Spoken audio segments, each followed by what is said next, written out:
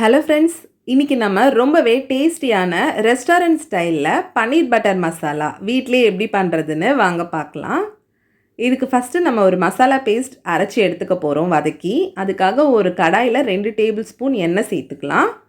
எண்ணெய் சூடானதும் ஒரு வெங்காயத்தை கட் பண்ணி உள்ளே சேர்த்துட்டு கூடவே 6 பல் பூண்டு, ஒரு சின்ன துண்டு இஞ்சி இதையெல்லாம் சேர்த்து இந்த வெங்காயம் நல்லா கண்ணாடி பதம் வர அளவுக்கு நம்ம வதக்கி விட்டுடலாம்.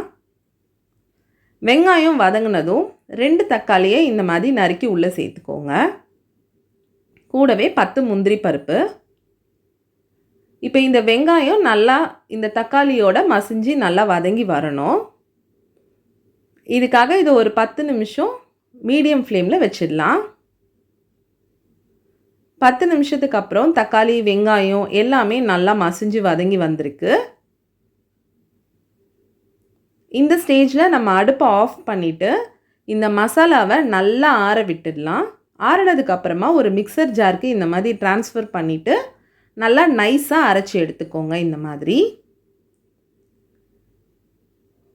இப்போ நம்ம பன்னீர் பட்டர் மசாலா செய்ய ரெடி பண்ணிக்கலாம். ஒரு கடாயில் 2 டேபிள் ஸ்பூன் எண்ணெய், 2 டீஸ்பூன் வெண்ணெய், அன்சால்டட் பட்டர் எடுத்திருக்கேன்.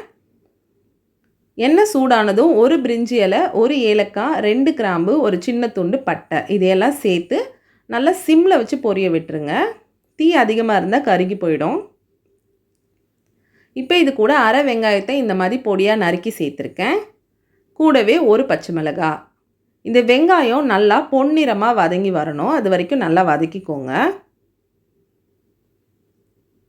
வெங்காயம் வதங்கினோடனே நம்ம அரைச்சி வச்சுருக்க மசாலா பேஸ்ட்டை உள்ளே சேர்த்துக்கலாம்.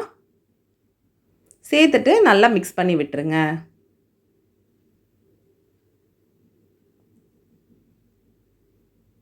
இப்போ இது கூட 2 டீஸ்பூன் மிளகாய்த்தூள், 1 டீஸ்பூன் மல்லித்தூள், அரை டீஸ்பூன் சீரகத்தூள், அரை டீஸ்பூன் கரம் மசாலா, தேவையான அளவு உப்பு. உங்கள் காரத்துக்கு ஏற்ற மாதிரி மிளகாய்த்தூளோட அளவை சேர்த்துக்கோங்க. இப்போ இந்த மிளகாத்தூளோட பச்சை வாசனை போகிறதுக்காக ஒரு 10 நிமிஷம் மூடி போட்டு வச்சுருந்தேன். பாருங்கள், இப்போ 10 நிமிஷத்துக்கு அப்புறம் நல்ல மிளகாத்தூளோட பச்சை வாசனை போய் எண்ணெயெல்லாம் பிரிஞ்சு வந்திருக்கு. இப்போ நம்ம இதில் தேவையான அளவு தண்ணி சேர்த்துக்கலாம். தண்ணி உங்களுக்கு கிரேவி எந்த கன்சிஸ்டன்சிக்கு வேணுமோ அந்த அளவுக்கு நீங்கள் சேர்த்துட்டு நல்லா மிக்ஸ் பண்ணி விட்டுருங்க. இப்போ இது கூட 2 டீஸ்பூன் ஃப்ரெஷ் க்ரீம் சேர்த்துக்கிறேன். ஃப்ரெஷ் க்ரீம் சேர்க்குறனால ரெஸ்டாரண்ட் ஸ்டைலில் டேஸ்ட் இருக்கும். உங்களுக்கு வேண்டான்னா ஸ்கிப் பண்ணிக்கோங்க. இப்போ 200 கிராம் பன்னீரை நான் இந்த மாதிரி சின்ன சின்ன துண்டாக வெட்டி வச்சுருக்கேன். அதையும் உள்ளே சேர்த்துக்கலாம். சேர்த்துட்டு நல்லா கலந்து விட்டுட்டு இந்த ஸ்டேஜில் உங்களோட உப்பு காரம் எல்லாமே கரெக்டாக இருக்கான்னு செக் பண்ணிவிட்டு இதை மூடி போட்டு ஒரு 15 நிமிஷத்துக்கு மீடியம் ஃப்ளேமில் நல்லா கொதிக்க விட்டுடலாம். இப்போ 15 நிமிஷத்துக்கு அப்புறமா கிரேவி நல்லா கொதிச்சு வந்திருக்கு. மேலே எண்ணெயும் பிரிஞ்சு வந்திருக்கு. இப்போ நான் கஸ்தூரி மேத்தியை கொஞ்சமாக கையில் வச்சு இந்த மாதிரி க்ரஷ் பண்ணி உள்ளே சேர்த்துக்கிறேன். இதனால் நல்லா வாசனையாக இருக்கும். கஸ்தூரி மேத்தி இல்லைன்னா நீங்கள் கொத்தமல்லி இலையை நறுக்கி உள்ளே சேர்த்துட்டு ஒரு வாட்டி நல்லா இந்த மாதிரி கலந்து விட்டுருங்க.